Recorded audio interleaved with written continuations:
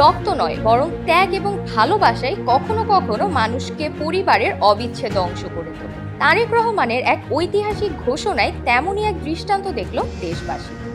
দীর্ঘ 18 বছর ছায়ার মতো আগলে রেখেছেন পরিবারটিকে। বিশেষ করে যখন তারেক রহমান সপরিবারে লন্ডনে ছিলেন, তখন বেগম জিয়ার নিঃসঙ্গ জীবনের একমাত্র সঙ্গী ছিলেন ফাতেমা। 2018 সালে যখন বেগম জিয়ার কারাদণ্ড হয়, তখন ফাতেমা যা করেছিল তা বিরল। আদালতের কাছে তার আকুতি ছিল, স্যার, আমি স্বেচ্ছায় ম্যাডাম জিয়ার সাথে জেলে যেতে চাই। মায়ের সেবায় উৎসর্গ করা সেই 778টি দিন। আজ বেগম জিয়া নেই, কিন্তু তারেক রহমান বলেছেন, ফাতেমার শরীর থেকে আমি আমার মায়ের গন্ধ খুঁজে পাই।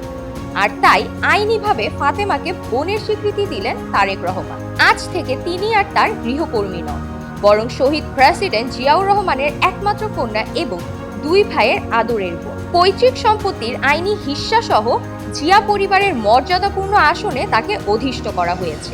দেশবাসী ও দলীয় নেতাকর্মীদের প্রতি অনুরোধ জানানো হয়েছে তাকে বোনের সম্মান দিতে।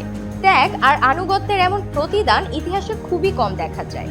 ফাতেমা রহমানের জন্য রইল দোয়া ও শুভকামনা। জেরিন জিয়াদ, এন্টারপ্রেনর বাংলাদেশ, ঢাকা।